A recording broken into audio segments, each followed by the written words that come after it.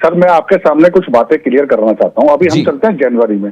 जब ये आंदोलन जनवरी में हुआ था तो बकायदा अनुराग ठाकुर जी, खेल मंत्री, मैं लोकल मिनिस्टर की नहीं बात कर रहा, भारत के यूनियन मिनिस्टर, केंद्रीय मंत्री जी की बात कर रहा हूँ, जी। उन्होंने इनके साथ बैठकें की थी, इनको विश्वास दिलाया था कि जो सख्त से सख्त कार्रवाई होगी वो की जाएगी। उसी के बिहाफ पे उसी के बिहाफ पे एक कमेटी बनाई गई जिसमें बबीता फोगाट, जो इनकी सिस्टर भी है, उनको भी लिया गया, योगेश्वर दत्त को भी लिया, कुछ पहलवान भी लिए गए जिनसे इनके साथ सहमति बनी।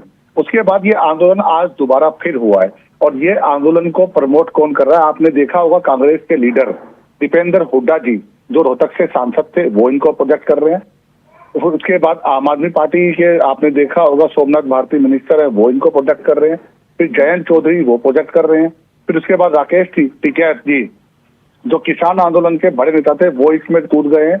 तो आपको मैं ये भी कहना चाहता हूं कि जनवरी में जब पहलवान बैठे थे अपनी मांगों को लेकर, अब उन्होंने एक मीडिया के सामने, देश के सामने एक बात रखी थी कि हम अपनी बात को रखना चाहते हैं, पॉलिटिक्स या पॉलिटिकल पार्टियों से हमारा लेना देना कोई नहीं है। और ऐसा हुआ भी था। कुछ पॉलिटिकल लोग उनके पास गए थे, उन्होंने उस सीट पर बिठाया नहीं था। जी। बट आज ऐसा बिल्कुल भी नहीं है। ये पॉलिटिकल पार्टियां पहलवानों के कंधे पर बंदूक रख के एक राजनीति कर रही हैं, पहली बात। दूसरी बात, मैं ये कहना चाह रहा हूं, अभी 12 घंटे की मीटिंग हुई थी इनकी, ऑल ओवर इंडिया की प्रेसिडेंट पीटी उषा जी, पूरे भारत के खेलों की, वो इनके पास गई, कैसा दुर्व्यवहार हुआ, उसके पीछे एक राजनीति षड्यंत्र। सर मैं आपके बीच में नहीं बोल रहा था, मैं आपके बीच में नहीं बोल रहा था। 1 घंटे के डिबेट है, अपनी बारी में बात। नीरज जी आपके पास आएंगे, नीरज जी आपके पास आएंगे, आपको बोलने का मौका दिया गया था, सभी को बोलने का मौका दें।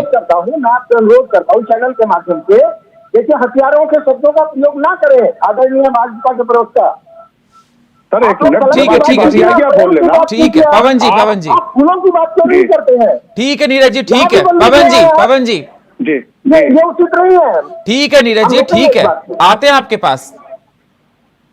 सर मैं इनमें से किसी भी प्रवक्ता को काउंटर नहीं करूंगा और बीच में किसी के नहीं बोलूंगा। ठीक है सर, मैं ये कहता हूँ कि सब बारी बारी, आप अगर इनको मेरी बात कोई अच्छी ना लगे तो मैं कहूँगा डेफिनेटली आप मेरी बात का खंडन कीजिएगा, बट जब आपकी बारी आए। ये आप बड़े नेशनल चैनल पे बैठे हैं, हमारी सभ्यता दिखाती है कि हम बारी बारी अपनी बारी से बोलें। तो किसी की बात सही भी हो सकती है और गलत भी हो सकती है। जरूरी नहीं है कि ये जो विपक्ष के लोग बैठे हुए हैं मेरी बात से सहमत हो, लेकिन मैं भाजपा की तरफ से उनकी बात तो रखूंगा ना सर। तो मैं ये कहना चाह रहा हूँ सर कि आज अगर इसको पॉलिटिकल, देखिए हम रोकेंगे आपको, फिर बीच में बोल रहे हैं सर आप, फिर बीच में मैं इतने सभ्य तरीके से रिक्वेस्ट कर रहा हूँ, फिर आप इंटरफेयर कीजिए सर। नहीं, ये गलत नीरज जी से आपको अपने समाज को सही करना होगा, उसके बाद आप लगातार। नीरज जी जब आपको मौका दिया जाएगा तब आप बोलना, नीरज जी जब आपको मौका दिया जाएगा तब आप बोलना। ये शब्दों का सही चयन नहीं कर रहे हैं। ठीक है, वो गलत चयन कर रहे हैं, जनता खुद डिसाइड करेगी। अगर वो गलत बोल रहे हैं, जनता खुद डिसाइड करेगी।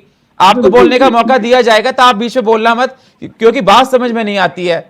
पवन जी। जी सर, मैंने सभी के पीछे जी लगा के बात की है, सभी को माननीय कहा है मंत्री जी के लिए। तो मुझे लगता नहीं, ठीक है इनको आपत्ति हो सकती है, क्योंकि अब ये चाहते यही है कि प्रधानमंत्री जी मोदी जी खुद आए। खेल मंत्रालय की इनकी नजरों में कोई वैल्यू नहीं है। AI के वो प्रेसिडेंट है, उनकी भी इनकी नजरों में कोई वैल्यू नहीं है। पहलवानों ने सुप्रीम कोर्ट में एक याचिका दर्ज की थी कि इनके खिलाफ एक FIR दर्ज होनी चाहिए।